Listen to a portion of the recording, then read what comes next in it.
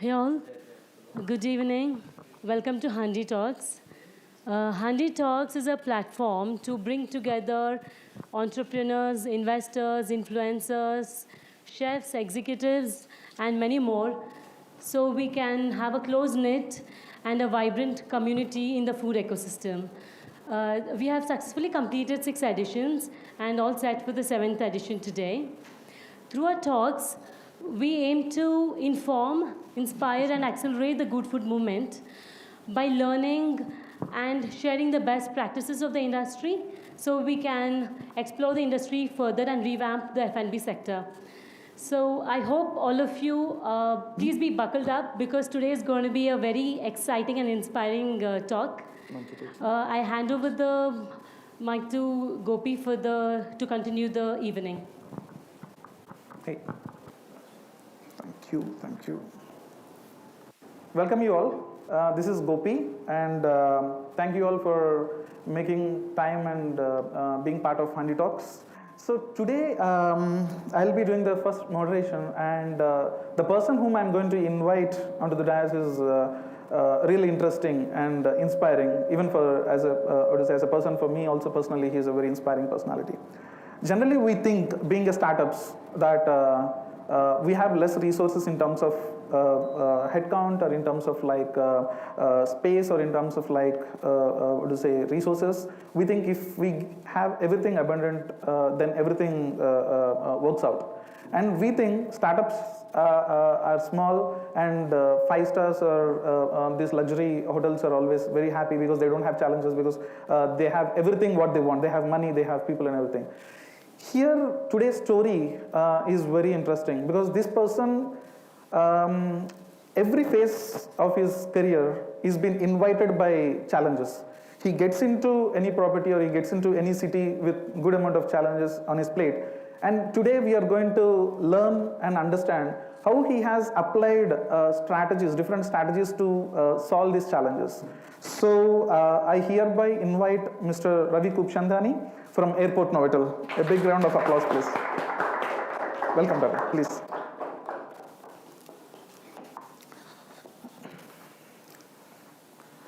Ravi, I have a decent amount of questions to trouble you.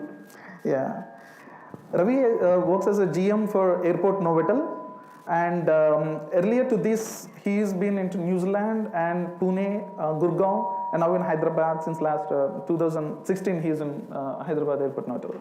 Yeah. So today it would be a journey of Ravi and how, as I said, multiple ventures he's been to, and what kind of different challenges he has faced, and what strategies he would be letting us know how he has solved this.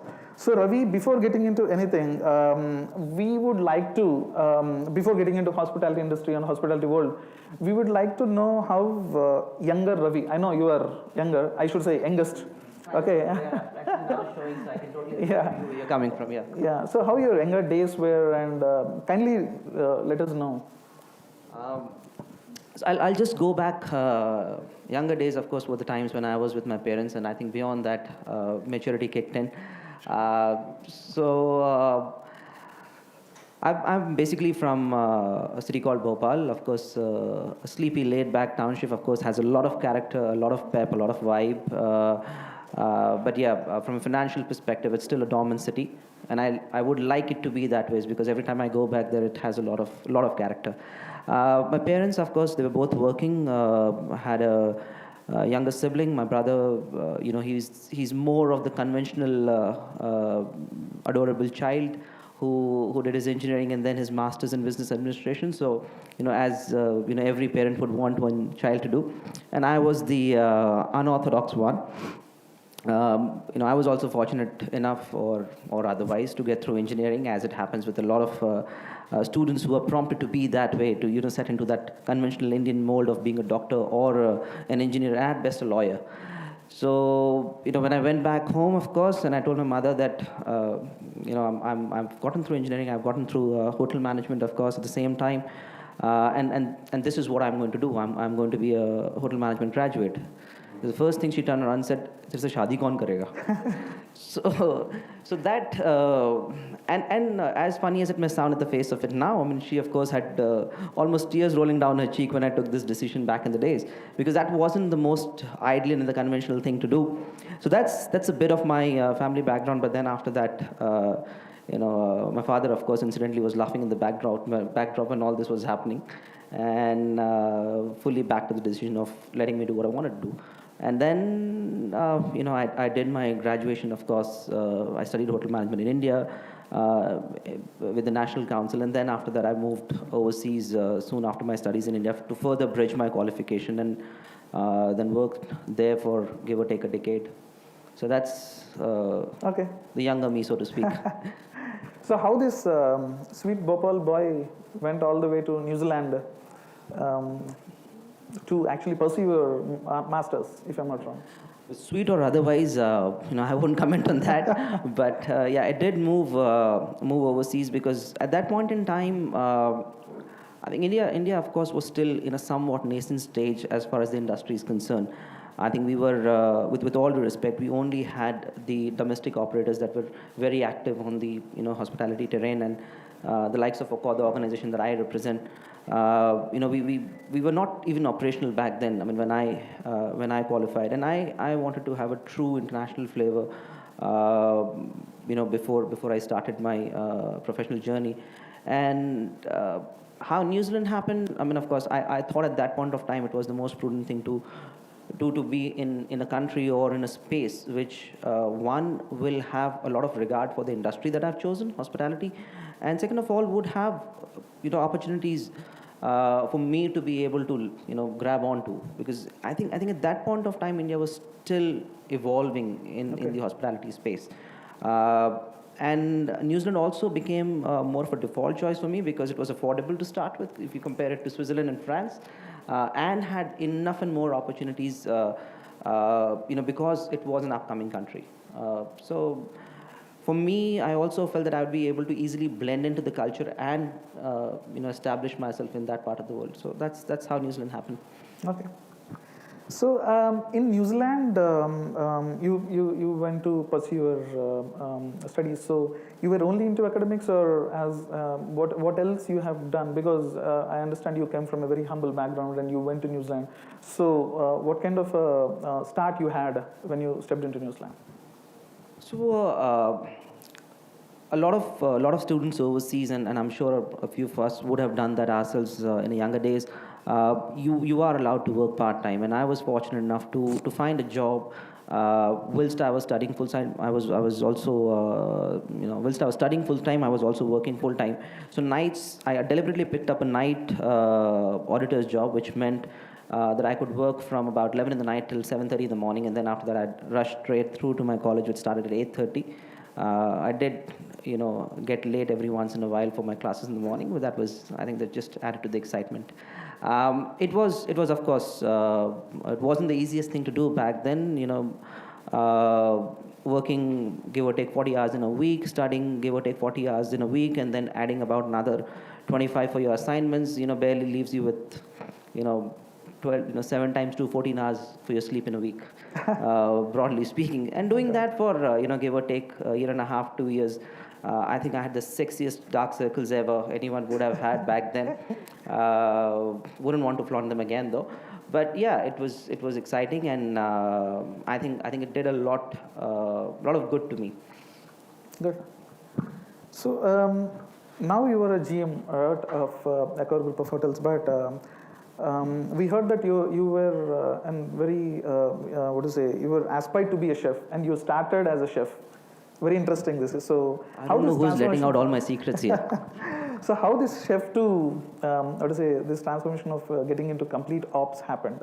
So of course, I think I was equally inspired by by a couple of audio and video shows in my younger days, to basically join the industry, as much as I was inspired by the likes of Sanjeev Kapoor and so on and so forth, who, it was, I mean, most of the glamour pertaining to the industry, came to our household through the TV shows. So that is how it all kind of started back in the days. And also, during my college years, that was one thing that used to really excite me, because I think you probably, if there's one thing that you could be most animated with in the industry is being behind the range. It really gives you a lot of opportunities to innovate, to animate, to constantly do something that is new, that is exciting. So that's how it all started, and that's why I wanted to be a chef in the formative years of my career. And I did do a couple of very brief stints as a chef in New Zealand. But then I realized that, whilst I was engaging behind the range and, making it, and that was a Turkish restaurant, incidentally. But while I was doing that, I felt that there is something that was more of a calling for me, and that was engaging with people, be it from the point of view of teams, be it from the point of view of customers, and being in a situation that will always throw situations and crises and punishments at you, for a lack of better word. So I was, I think, a glutton for such situations and punishments, and that's how I thought, no, I need to be in ops, and that's how the transition happened very, very early in my career. I think I was barely a chef for a few months, and then I decided to venture out into hardcore operations. Okay. So, in New Zealand, we understood how you came to ops.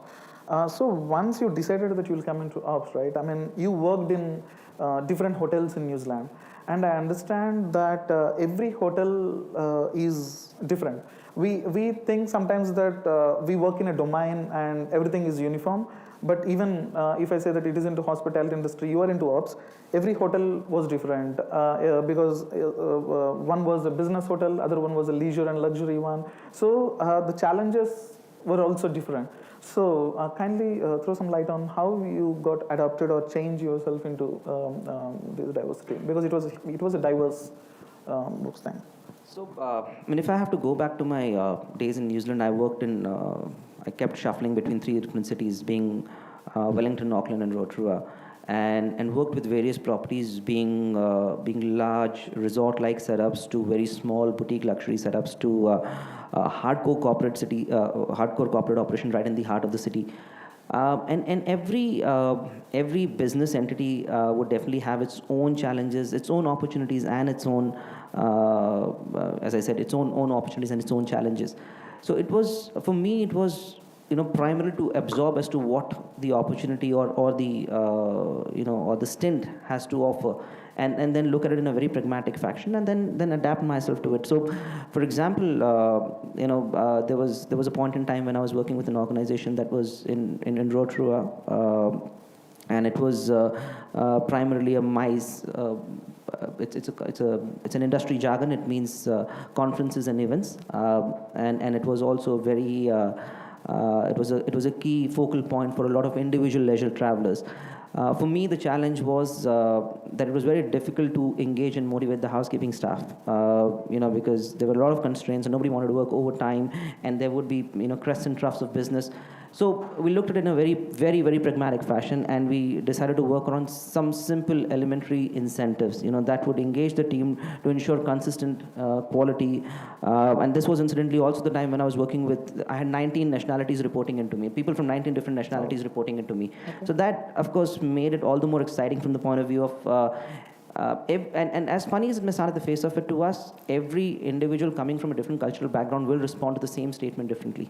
And that, for me, was another learning, to be able to understand as to how, what would trigger what kind of an emotion, what kind of a sentiment with every individual, with whatever I say or do. And then, of course, it called for a fair bit of, adaptation to the situation and to the people thereof. As I said, then one of my stints was with a very small boutique setup where I was the second in command of the hotel in Auckland. It posed a different set of challenges altogether, and there the call of the hour was to ensure that people get trained on multitasking, and that is a different different set of qualification altogether, or different set of skill altogether. And for the first few months, that is where I was investing a lot of my time and energy in ensuring that the team can actually relate to the broader vision and adapt to it. So yeah, everywhere it's been very different, and it's just about knowing what would trigger where, which calls for a lot of in-depth understanding and a lot of for a lack of better word, SWOT analysis. Okay. Because you got the point of SWOT analysis, right? I want to ask what kind of, whenever you enter a property, whenever you enter a hotel, what kind of SWOT analysis you do, and how much importance you give to that, really?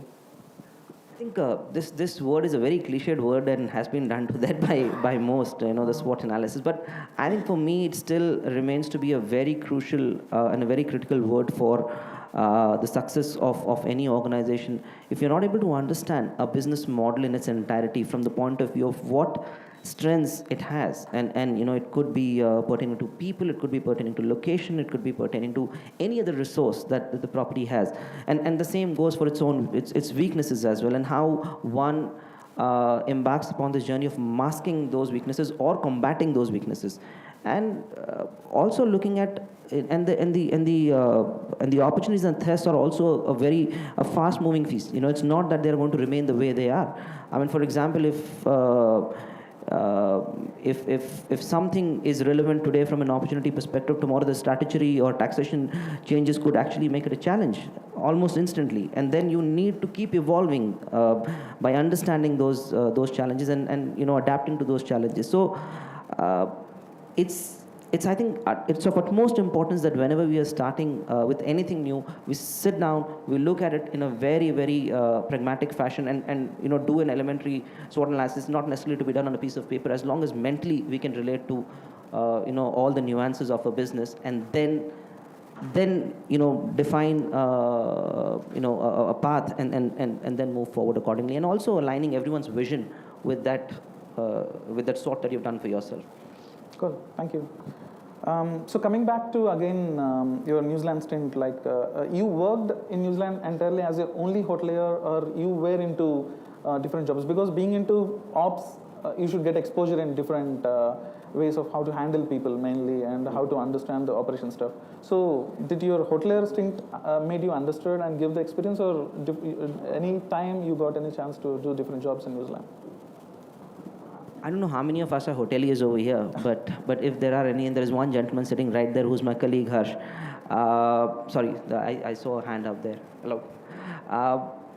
I think any hotelier would probably be related to it. There are enough and more naysayers when you are, when you're foraying into the industry as a business leader or as an entrepreneur, whatever being the case. And there are enough and more people constantly prompting you, "Nikal ja bhai, abhi yahan se nikal ja."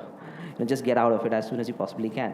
And the reason behind that is that it's a very demanding industry. It definitely the formative years more so are a fair bit of struggle for. I mean, it was the case back then when I started, and it remains to be the case today. And I'm sure that will hold good for generations to come. So in my case, I guess I was no different, and I was only as insulated from these vicious influences surrounding me.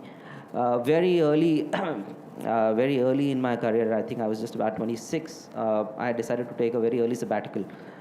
Multiple reasons behind it. One, I had been back home in 4.5 years. I'd only seen my family once, so I said, now things have settled down a fair bit for me, and I had by then got my citizenship in New Zealand, so I thought, okay, now this is a good time for me to do something for my own self. So took an early sabbatical, came back to India. My brother was incidentally finishing his master's in business administration around that time, so we traveled extensively. That was something that I always wanted to do as a kid, just travel with my brother, with our parents not watching over us. So we did the teenage things a bit later together. And then after that, when I went back to New Zealand, I was so this chutti lasted for about 4 months, and then after that, when I headed back to New Zealand, 4 months of trying anything and everything else, because as I said, the vicious influences were there. If you'd work so hard anywhere else, you'll make twice as much money. If you would do as much, you would grow at a much faster pace, or life is much better. 9 to 5 jobs are definitely the better thing to do. So all those influences were definitely there, and I said, why not give it a shot? And in about 4 months' time, I did 14 different jobs. Yeah, and that's a country where you can possibly afford to do that, and they were all mix of part-time, some full-time, some casual jobs, and everything from working in New Zealand bank services, postal services, retail, A insurance, occupational health and safety news and everything. Some exciting, some boring beyond words.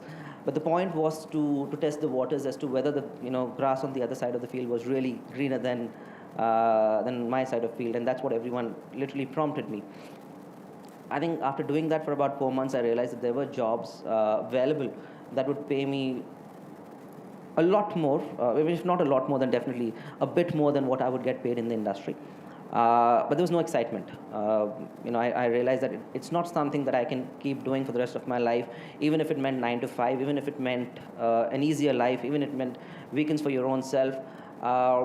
It wasn't something that would have kept me going. So I decided that the industry was calling me back, and that was the time when I moved back into the industry. So yes, if you would count that as having done something else, so I have done something else. But yeah, industry is otherwise all that I've ever been excited for. Okay, so despite of doing this 14 jobs in 4 months, so finally you again came back to industry. So should I assume that it is pure your madness or passion towards what is the industry which actually brought you back, or is there anything which you really felt that I belong to this industry, or this gives me real more satisfaction in terms of like work? Yeah, I think a bit of both.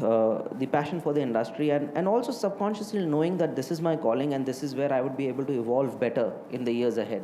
So a bit of both. Both. Okay.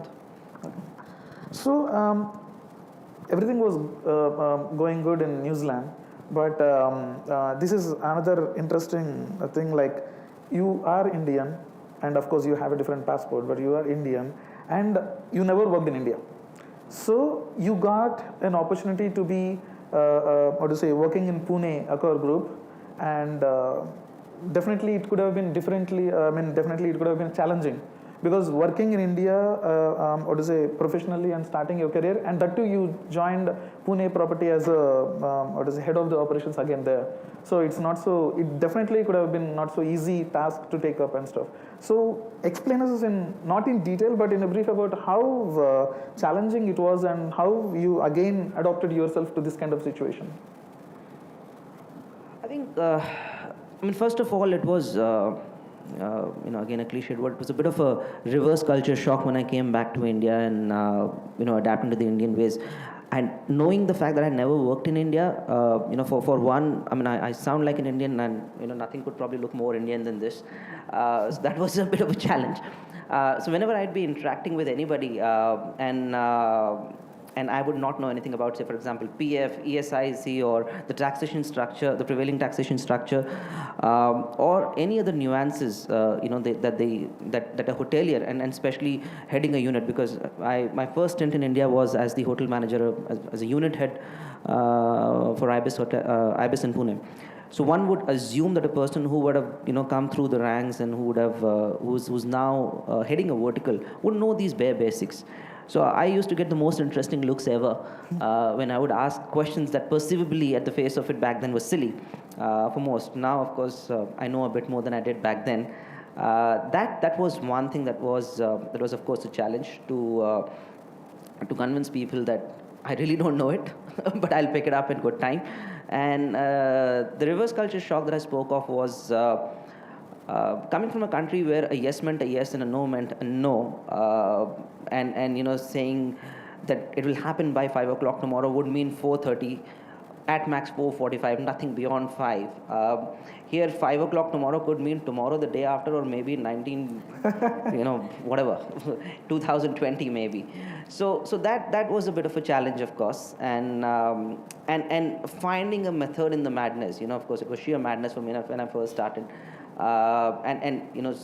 Switching gears from that mode to this mode, it was definitely interesting, to say the least. But the challenge at that point of time was to find, as I said, that certain method in the madness that prevailed. Okay, so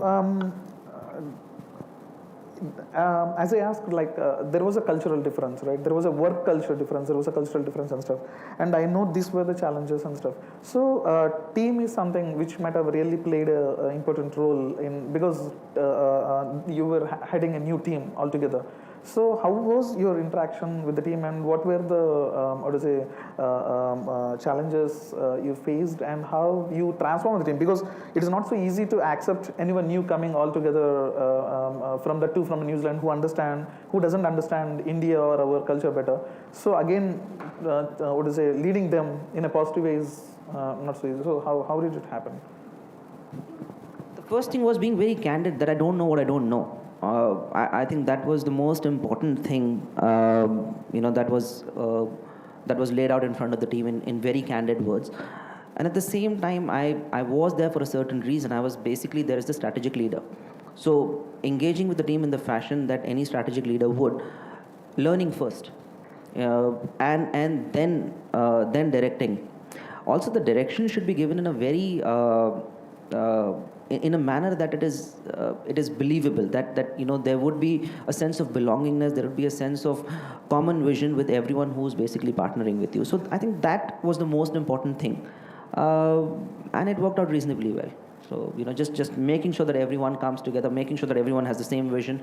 Whatever learning was important for me, I'm sure that the team, I'm assuming that the team did learn something from me as well, as much as I learned from the team in my formative days in the country. So yeah. Okay. So you worked in Pune for till 2013? 2012, December. Okay. So 2013 was the year you moved to Gurgaon, IBIS.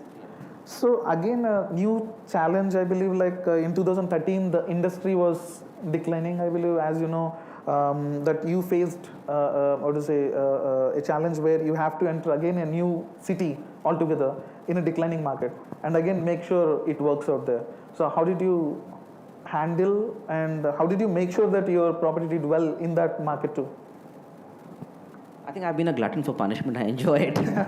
But Gurgaon, of course, was very different. And as you rightly said, that 13, around that time, I think 2008-9 onwards, we had a rough patch for the industry. The rates started plummeting. The occupancy levels across the board started plummeting.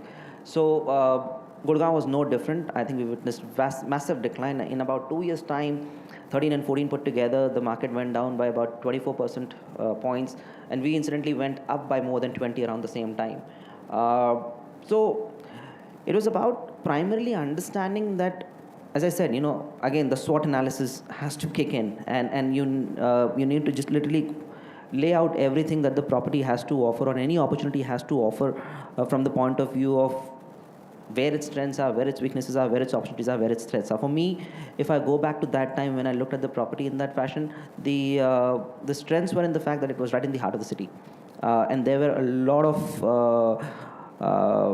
corporate houses around us. The other weakness perhaps could have been that we could have educated the market better about ourselves than we did. So that was the first thing that we did, that we went and we started engaging with the clients in a more aggressive fashion. We did a lot of small and big things. I can't say that there was one thing that we did that made us successful.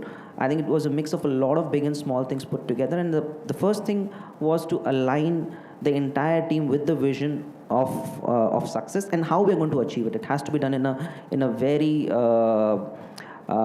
tangible format. So we basically lay out, okay, these are the clients that we need to approach. These are the clients that we will stop working with because they are not generating the kind of profit that we want to be generated for us. It was a 200 plus key operation. So the first thing was to create a base, because we were not working with very heavy occupancy levels. So in case if we have a certain base of, say, for example, 50, 60 rooms, then we can build up with revenue management levers beyond that. So we created a base which would perhaps not be at the absolute rate that we would want from every other client, but that would give us a basic elementary revenue, and then after that we build with very aggressive revenue management strategies beyond that. And the most important thing, and which holds good, I think, everywhere in every business, was retaining what you've got. Client retention is the most important thing, and for that you need a very robust system and a very driven team. So I think the moment we did that, I think we were quite literally in about 4 or 5 months' time, we were hitting some serious home runs, and then there was no looking back. Great. And even in these difficult times, I believe you were 2 sales. People got awarded as a salesperson of the year by Hotelier India, and you got awarded as a GM of the year So it could have been definitely a great motivation for the team and you as well. So I think the industry, the organization, our own organization, and the industry generally has been kind. So we've been very fortunate that ways.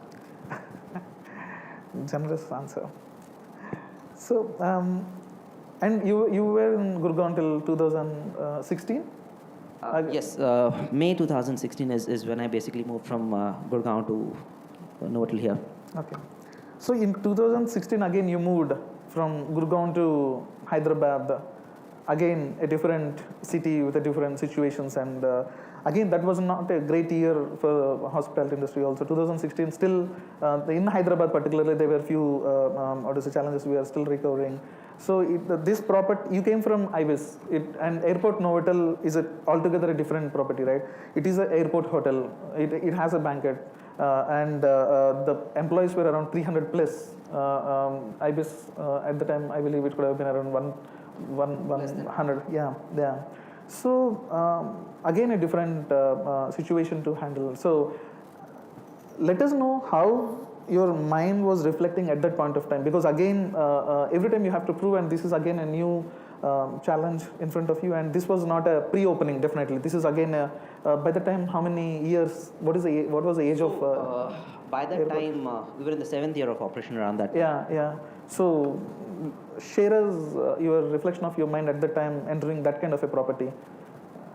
It was, of course, as you rightly said, very different to what I had done in the past by the virtue of its location, by the virtue of its size, by what it had to offer in terms of infrastructure, in terms of people, in terms of clients. So it was a totally different mix. And much like any other scenario, it was about looking at what is really working, what is not working, and what can work better. And also, great things had happened before my time as well in the property, and it's just that it's, as I said, it's a moving feast. You have to keep evolving with times. You also have to keep looking at opportunities and threats in a very, very, very pragmatic fashion. And that's what we did at Novotel Hyderabad Airport. We realized, much on the lines of Gurgaon, that we were working with certain clients that we wouldn't want to continue the association with, and because they were not profitable enough for us. Also, what we did was a fair few groups. We used to cater to certain groups, and we realized that they were not moving forward. They would not be sustainable for us with regards to where we want to take the business in the years ahead. This is not something that can give us that sustainable growth. So we washed those associations. And for somebody, I think the most interesting thing for me was there were a lot of apprehensions. Much on the lines of what you said, that moving from a vertical which was very different to what I had been moved to, there were any which ways apprehensions that, how would those skills translate to success in a completely different environment. And with those apprehensions around, here I was basically washing out business. I was basically getting things out of the hotel. Because I always believe that if something is not relevant to your business, first of all, as much as it is important to get the right thing in, it is equally important to get the wrong thing out. And it just so happened that I was getting the wrong thing out first. Creating space for the right things to come in. So, the stakeholders, of course, there was a fair bit of apprehension that pata nahi isse hoga ke nahi hoga. And first 3 months, I think we probably hit a rock bottom performance for a very long time. But 4th month onwards, I think we had the record performance in the 4th month that the property had ever since its inception. We broke that record in the 5th month again. We broke that record in the 6th month again. So then after that, there was a fair amount of faith and belief in the strategies, and I believe there is nothing that speaks louder than success or there's nothing that speaks louder than performance for that matter. And then, of course, we were able to establish the property year on year in a much stronger fashion. The few challenges that we believe that we had beyond, washing out the wrong business and getting in the right one in, was to build the kind of perception that we needed for the property. Back in the days, 2016, back in the days, when we would speak about the hotel, the first thing that one would say was, "Arey, bahut dur hai," it's in the middle of the jungle. But I don't think anybody speaks like that about the property anymore. And I strongly believe nobody does, because it's a beautiful drive. The road layout is stunning. It was just about telling people that do it once. we partnered with a lot of people, with a lot of influencers. Visha, of course, was a strong supporter around that time, because when I was trying to learn about Hyderabad, because that was the first thing to do, as to how we would be able to establish the property in a different fashion, or how we would be able to take it where we want to take it. We had to have local influence as well, because our weekends were very lean back then. Our weekends would hover around that 40-45% occupancy levels, and now they have soared up to days when we have to just tell them, sorry, we are chock-a-block, we don't have any more rooms available. So that called for engaging with a lot of community initiatives. That meant that we had to engage with a lot of influences within the city. That meant that we had to animate the property as well, for people to want to come and stay with us over the weekend. So it meant everything from really innovating the buffet, really animating the team, changing the way we were perceived, because that perception would have been perfectly all right until about 2015 perhaps. So I'm not saying anything that was done back then was in any way wrong, but as I said, it's constantly evolving. We need to be able to evolve with times, and that's what we did.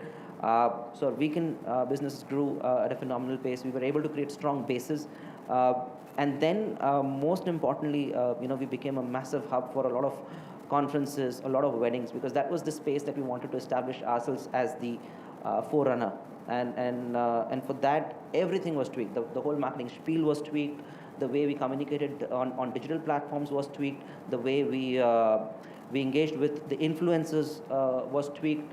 The way we were serving our guests, that's more important. I mean, sometimes we fail to see the most important thing, and that is the engagement that we are going to have with the guest when the guest is in the hotel, because that's your biggest word of mouth, that's your biggest influencer, and nothing could come close to any kind of alternative influence cannot come close to what your guest who has experienced the service is going to go and say about you once the guest checks out.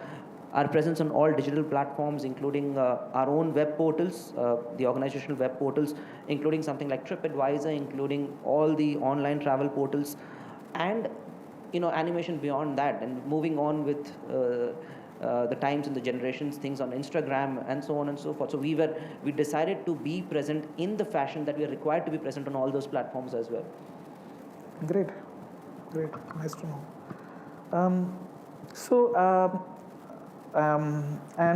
My next question was about revenues. So you already answered half of it. See, because despite of ahead of your ammo, am I? See, because despite we are a startup or any venture, despite of anything, revenue plays a very crucial role, right? And Airport Noodle, consistently you guys cracked a formula about how to be a successful record-breaking revenue for 3 years. Every time you challenged yourself, you guys were beating your own monthly or quarterly targets, right? Share certain insights about how, see, as I said, revenue is a very key. Here, investors are there, entrepreneurs are there, ventures who are budding into ventures are there. So kindly share how to make it happen, how to be focused and make it happen, because it is not so easy task which you guys have achieved.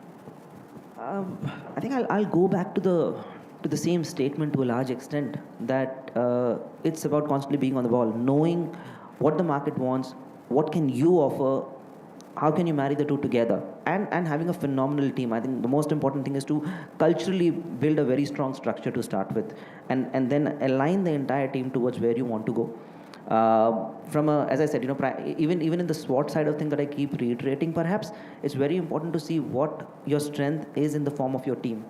That I've always believed is your biggest strength, because if every vertical head or HOD for that matter is an expert in his or her own domain, and I'm actually blessed with having vertical experts who are absolutely phenomenal in whatever they do, and giving them that sense of autonomy after that. You work with the broad guideline of what you want to achieve, but then after that it's equally important to leave it to the experts. And I'm not an expert in everything, and I've got no qualms in admitting that.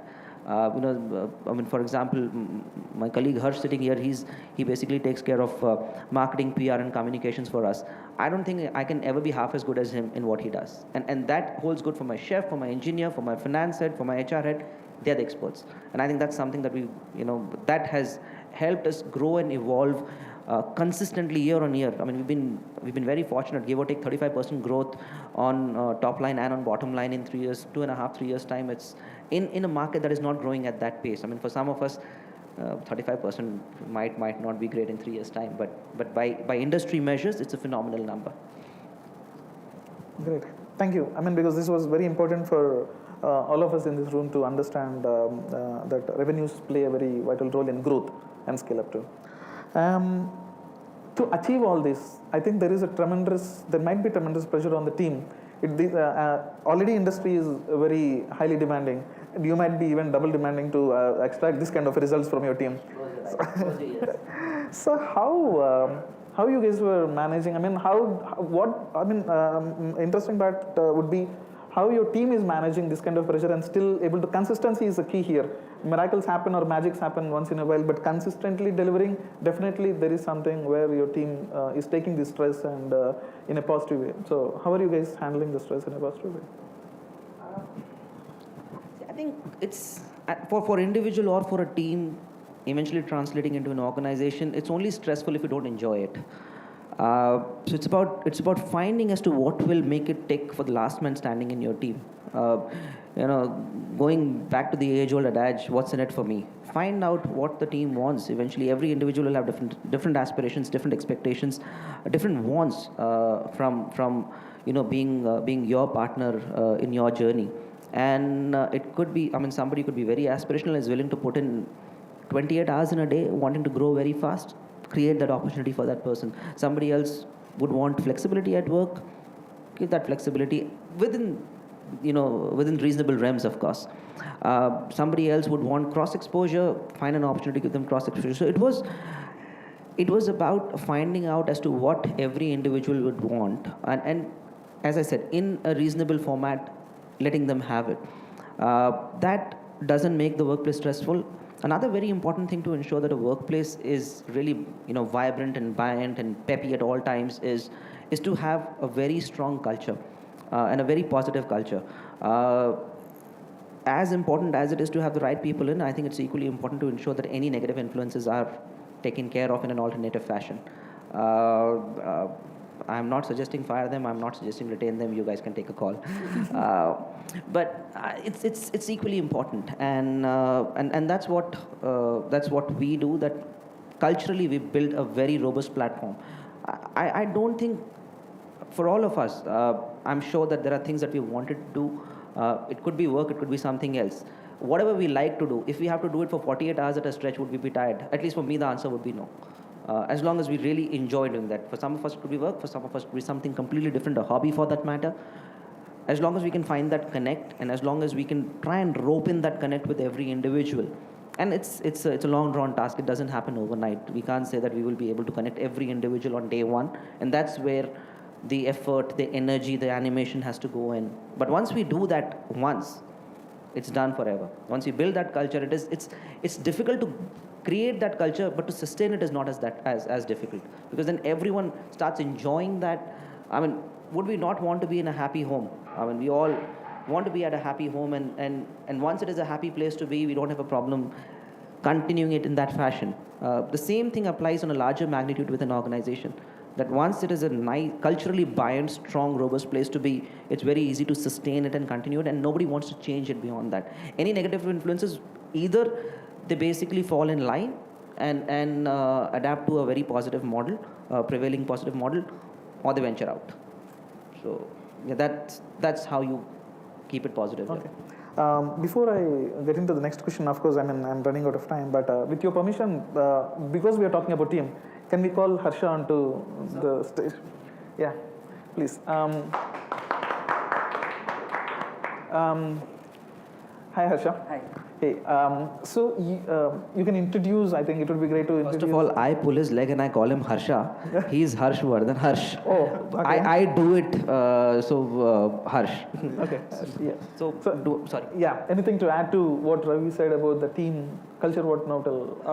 So actually, incidentally, it happened that I and Ravi almost joined at the same time when he joined the Notel Hyderabad airport, and I've definitely been a part of the journey which started about 2016 May till now, And honestly, with my previous stints in previous organizations that I worked for, and now the last close to 3 years now, what I see is that the difference is that you have a lot of freedom to do what you're doing, and like what Ravi mentioned, autonomy and freedom is not only given to a certain section of team members, like the head of the departments have the autonomy or something like that. It's right up to the last man standing, and that is what pushes everybody. You're given that opportunity. This is your broad field. Go play, and I guess that's when everybody wants to excel, and that's how we see the results out. About 35% growth in the last 3 years is all a result of that. The more you bind people into a smaller space, you don't want to do things, but more of the freedom that is you want to innovate. It becomes your own agenda to sort of succeed and excel, other than just being a company's agenda or company's motto of being excellent. Great. We made some graphics. We do this. So I never got it. He got it at the moment he walked in. So you guys, glad to know that even in big organizations like you also do multitasking or take the ownerships, and it is very great to know, because startups generally we are obliged to do, and there is inevitable. There is only few people to do that. So you guys can answer this, but how do you guys build this tribe, Ravi especially, this tribe of doers? How do you pick the doers from the general tribe, and if you are hiring, what would be, how do you select a person, or how do you hire a person into this?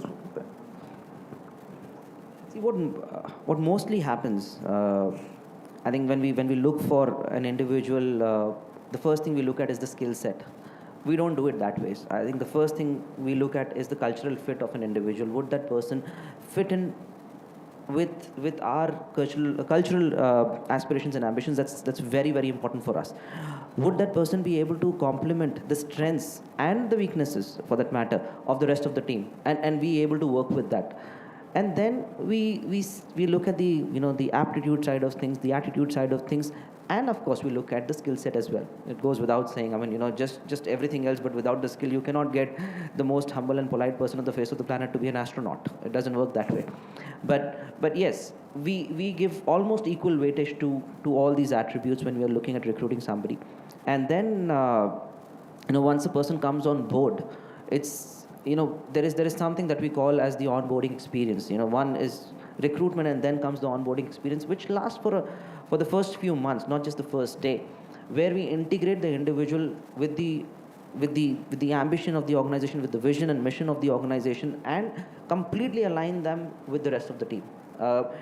It's very important that whatever you're wanting to do, there are enough and more people to sort of back you up, to support you, to handhold you, and to ensure that you don't make mistakes in your first transition months. But once you have that confidence, once you have that sense of cushion and support in the back of your mind, then you can really fly fast. So so our recruitment, of course, I mentioned that's what we look at from the point of recruitment. But beyond that, it goes well beyond that, and the cultural fit is an absolute must for us. Good. Anything to add? I think I just have a question for Ravi. Wow.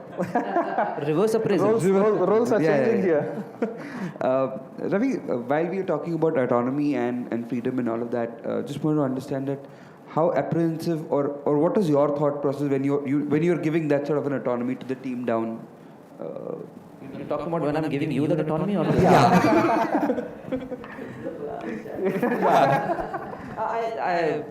I think when I'm giving a certain sense of autonomy to anybody in the team, there are a few things that are to be borne in mind, that whether I have been able to align that individual to the broader vision of the organization, whether I've been able to give the insights of what is expected as the eventual outcome of any responsibility or autonomy that individual is going to take beyond that, and if the person is even 80% ready, let that person fly. Let that person do 100 things and not hold him back just because he would do 5 wrong. We don't want to keep 95 things from happening because 5 could go wrong. And when those 5 things go wrong, no big deal, because at least those 95 happened because that individual was given the sense of autonomy, that sense of belongingness, to be able to deliver those results. Don't harp on those 5, harp on those 95, because then 95 will soon turn into 950 and 9,500. Thank you. I'm going to wrap because it is quite. I'm already out of time. So, last 2 questions from my side. After that, I'll open the questions to the floor. So, share how this industry is evolving, or how this industry is revolutionizing, because India is seeing a new phase in terms of like hospitality industry. Like, I mean, especially we are getting into more luxury travel, or the travel is getting more, because last few years people are extensively traveling. So that means hospitality industry plays a crucial role in the travel too. How share a few insights about how this industry is changing and the new trends is coming up into the industry, and yeah. I want to hear that. Just a small correction, if I may. It's not that luxury is evolving. I think back in the days when industry started, it was only luxury. Now it is multiple tiers and stratas of service and industry. Okay. And that's the beauty of the industry today. And that's been happening for the last decade and a half, if not more. And that is an aspect of business that is constantly gathering more momentum. Beyond that, what is absolutely new in the industry, I think it would be the overlap of technology and the digital world. A lot of things. I mean, for us, the simple thing, back in the days, a revenue manager would look at certain numbers along with the sales head and the finance head, and would basically put his Muneem hat on and say, this is what we're going to make at the end of this month or at the end of this year. That's how budgets were done. Today, there is a lot of technical intervention. We have got softwares to prompt us. We've got data. We've got analysts working on a lot of reports, and then we base our decisions on the basis of that. So the intervention of technology is immense. That is only, I'm talking about from what happens behind the scenes, but even if you look at what is happening from a transparent guest engagement perspective, there's a lot of technological intervention. For us, a hotel is primarily perceived by how it is visible on digital platforms. Be it your own website, be it a couple of videos that you would make, be it a couple of pictures that you would take, floating around on your own web portals, floating around on Instagram, and so on and so forth. So a very strong digital impact is what we've been experiencing, and I'm assuming I'm not assuming, I'm sure that's the case with every industry for that matter. But hospitality, one would have assumed, would be untouched from it because it's a service-based setup, but there is very, very strong overlap of digital influences. I think just to add to what Ravi said in terms of the digital and the entire expanse which is moving onto your mobile phones, absolutely. Hospitality is also now looking at personalization and making, in a particular frame that you have, how do you augment an experience? How do you give an experience to a guest? And it has to be different or unique to every visitor who comes in, and not the same jacket approach. So I think that is also evolving at a very fast pace, So those are the few changes that we are heading towards in the hospitality sector. Great.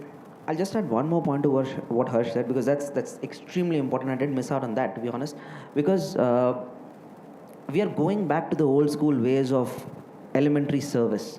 How do we engage back to the basics.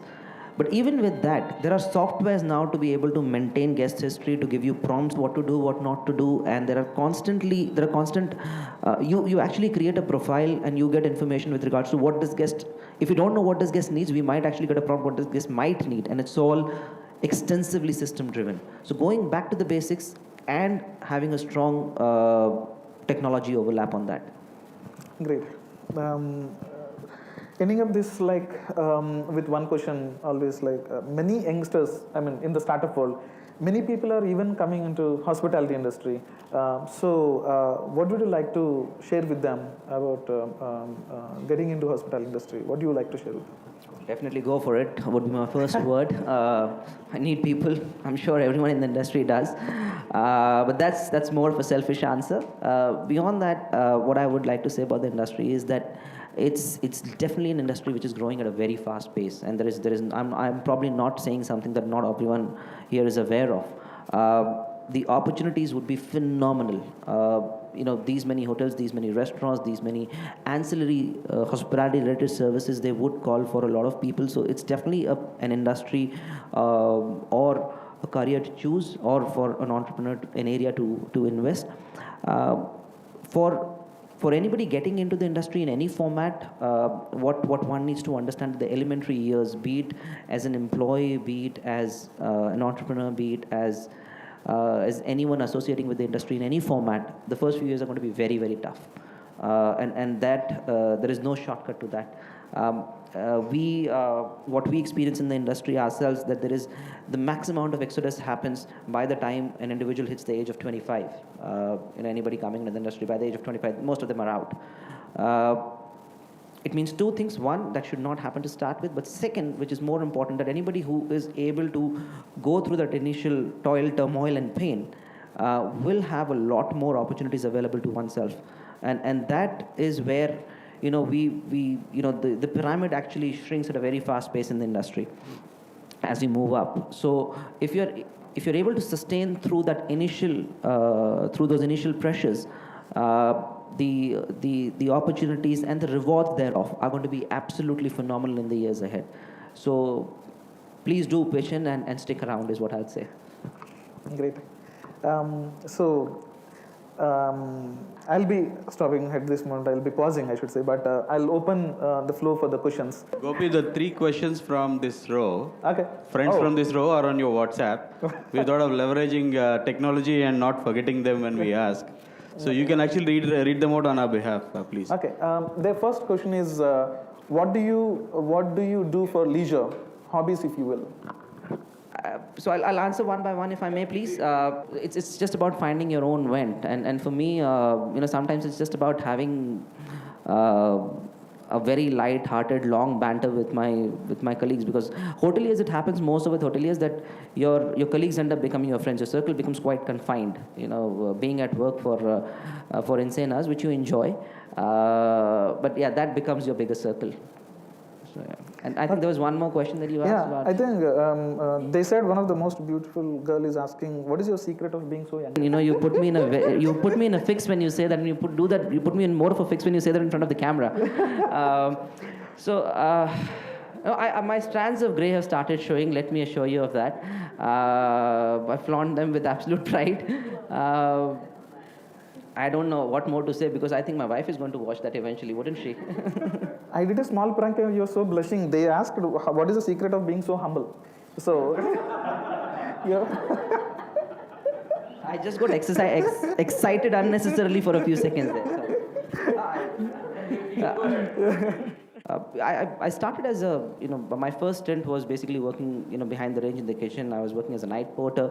So I've seen what, coming through the ranks, it actually teaches you as to what one goes through the years of, of all those, all that heartache. And then, dealing with situations, dealing with people, dealing with crisis, it humbles you, I guess. So I don't know if I am that or not, but I think the whole experience would probably do that to you. Humble answer. Thank you, sir. So most important question, whom should we ask for discounts? This guy here. This guy. Yeah? This guy. He's the best man to go for discounts. Yeah. Any more questions? Any more question? Yeah, please. Mike. Yeah. Hi, couple of quick questions very relevant to your industry right now. First one is that a lot of startups are disrupting a lot of industries in a very different way. If there are startups that approach Novotel, how do you take that? Are you welcoming of them, or do you say, hey, you know what, we have certain things set in place, and so let us do our business as we know it? That's one of the questions that I have. The other one was around co-working space. Around co-working space. I've been in that industry for the last few years. Can I answer one at a time, okay, please? Please. I'm sorry, I've got goldfish memory, Answering your first question first, whether we would be supportive of startups. As long as a startup is not going to come and tell me that he's going to open a restaurant in my hotel, I'd be, very willing and, supportive and receptive of that. Of course, what we look at is for a startup, would they be able to deliver from the point of view of service levels and consistency as to what is required from a 5-star hotel, and deliver it consistently. Because, maybe you can deliver it in 1 month, then the second month if you need the same product, just because the scale is not such, we can't really risk our operation for that. That challenge would definitely be there. But we're not averse to, working with or partnering with anybody who's starting up in any fashion. I mean, just to give you an example. Some disruption internally some disruption internally that would, in the short run, cause some inconvenience, but you realize that in the long run it will give you. I would really like to know about that, some inconvenience. I'm sorry, but I don't know what exactly is this reference. Is there a reference point to it? I don't know. But so I'll give you an example. Our transport vendor, for example, is a guy who has never worked with anyone before. We are the first ones that he has initiated his business with, and he's doing phenomenally well. But we tried him out as an operator working with somebody else for about a year and a half before we said yes. But now we have said yes, he's with us. Okay. And he's doing phenomenally well.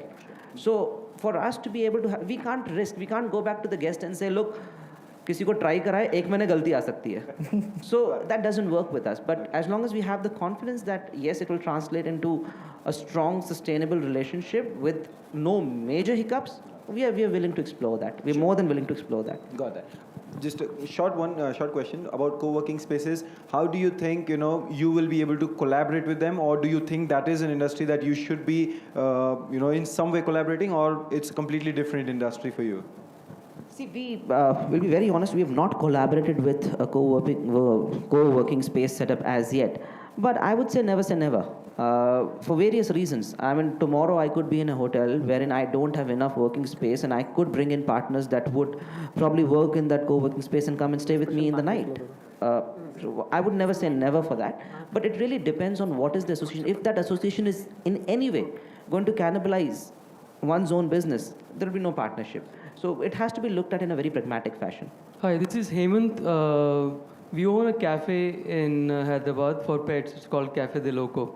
So we allow pets. We have a Harsh kitchen is a for big pets. fan of yours, by the way. Yeah, how is it? Harsh, he's been talking about your place. How is it? Yeah. Thank you. So my question is, like other hotels abroad, would you allow pets in a hotel? If no, why not? Tough one. I think that's a yorker. See, my answer to that would be it would depend on on what the entire set of audience or clients would want. If I'll bring a pet, now my wife is a pet lover, and she's always been with pets, and that's a very honest statement. And Harsh has heard enough and more. All my colleagues and friends have heard enough and more funny and horror stories about it. I'm not a pet person. Not that will bias the decision in any way at all, but there is a more genuine and pragmatic answer to that. Some of our hotels globally are pet-friendly hotels. Incidentally, we don't have a single pet-friendly hotel in the country as of now. And the reason behind that is, how would the larger audience feel about it? Because as a country, we probably haven't evolved as yet to the point that we can have, you've opened a pet-friendly cafe because you are only inviting people that are pet-friendly. So you've done something that is very niche. How many non-pet friendly people would come to your cafe? Okay. Please don't meet my wife. But yeah, I think that's a great thing that you've done, and all credit to you for that. But my point is that somebody who, if you look at it from a broader perspective, and if I say, for example, open my restaurant or my public areas for pets, there would be a certain chunk of people that would be very uncomfortable around it. So we have to take that would be more of a business call, to be honest. And if we evolve into a place or in a location where there are more pet friendly people, then that could easily be done. So nobody wants raised eyebrows in a hotel or any place for that matter. So it would totally depend on what the larger audience wants. When at the end of the day, we are a business. So I just had a set of questions which I'll ask you later. But one thing is, being in India, there are many politically influencing people, the police, politicians, and all. You're going to ask the tough one, are you? I'm going to ask that. So sometimes they come in and they use their power in a wrong way. So how do you deal with such situations in hotels? Is no answer an answer? Sorry. I think the answer to that would be. All of a sudden, it went off with a tough question. What we know, I think generally people are really evolving. I think anybody who is in a capacity of authority also is, it's not the way it used to be back then. I say back then, constantly it's getting better. Some tantrums anybody in any capacity of authority might throw. And I think we are trained to be able to handle that. We are trained to be able to combat that in a beautiful fashion. We don't let it get to us. We also ensure that it doesn't inconvenience anybody else around. And I think it's a part of job. I mean, the most sober guy on the face of the planet can have a few swigs and then after that start misbehaving. How do we handle that? We handle that because we've been trained to, we've been able to, we've been trained to handle that in a fashion that it doesn't, the situation is masked and it doesn't influence anybody else around.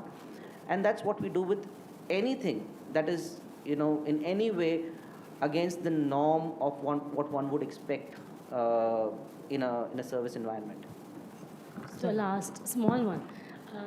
The thing is, we'll be positive and, try to go ahead with a positive mindset. But is it important to also know when to exit a business, like a hotel business or anything? Is it important to know when to exit, I wanted to know, before causing more harm and all? I think it's important, and I'll share an example where we've taken decisions. As I said, when we take 100 decisions, there are 5 that go horribly wrong. As soon as possible, knowing that it's one of those 5, we immediately exit out of it. So we've done things. Not everything that we've done as business heads have always been absolutely correct. So we try it out and we define a time frame for that as to how long we basically want to monitor it for, because otherwise you're going to put your energy in a direction that is not worthwhile. That's really not worth it.